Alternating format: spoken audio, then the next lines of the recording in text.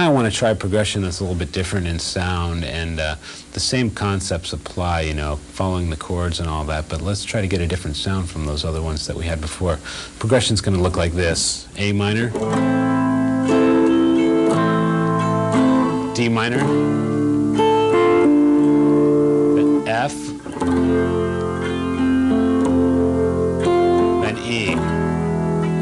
So what we have is 2 minor chords and 2 major chords, okay? But it still has this kind of sorrowful sound going on here, and we want to follow each chord.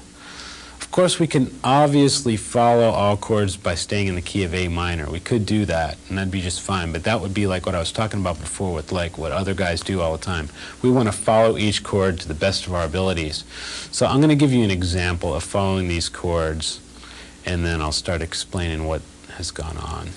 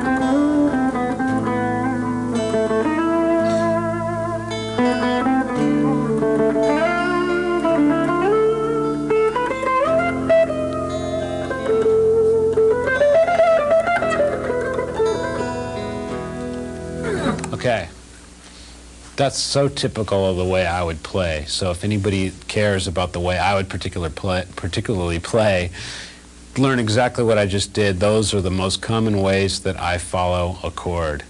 These chords that we just played, that's just what naturally comes out. And let's start to break that down a little bit.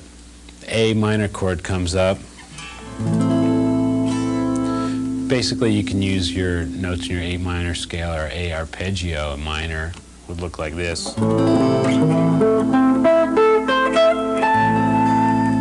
Right, that's your basic 1, 3, 5 root, third, and the fifth. And then when the D comes up, I start to get a little bit more adventurous. So D minor happens. And I like to hit this B note over D minor, which has a really exotic sound. So I like to target myself to that D note. So say I'm playing in the A minor part and I'm going, and then I know the D's coming up, so I try to get to a B really quickly. Because I know what's coming up, I know what note I need to hit, so I try to get it somehow. So D is a real common note for me to hit over that B is a real common note for me to hit over that D minor chord. And also I like to hit F over that, which is like it works nicely in the key of D because it's a minor note. And it's also nice to go to that note because it's not so great to hit that particular note over A minor. Because if you got A minor going, it's not really nice to sit over that note in A minor. It's nice to pass over it, but it's not really nice to sit on it. But when D minor comes, it's totally great to sit on that note for a while. So that's a fresh note that you haven't really sat on and used up too much in the chord before. So if you think about that, say now it's okay to use that F note and lay on it for a while. That's why I kind of break into that note commonly over a D minor chord.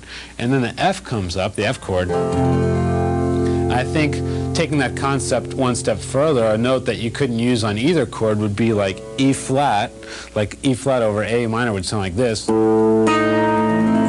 Not very pleasant. Over D minor would sound even worse.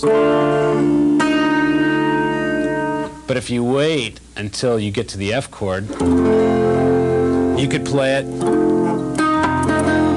and not pretend, just act like you're playing an F7th over there, you know? You can just go, it's like, oh, I meant to hit that weird note. I meant to hit that note there, you know? Basically, it sounds like you're playing a 7th there, because you are. And for the first time in the progression, you can use an E flat. So I like to break out that note because it's fresh then. So I'll commonly go to that E flat there over F, and then E comes.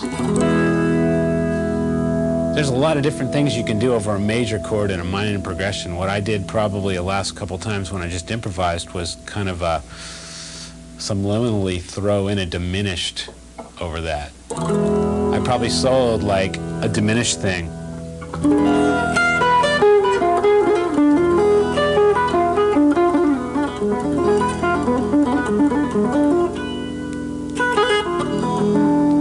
The thing about a diminished chord, if you play it over like E major in this progression, 3 of the notes are going to be perfect. Like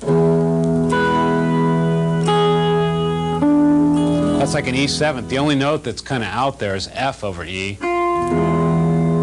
But if you use it kind of as a passing note, it's going to really just sound exotic. So when the E comes up,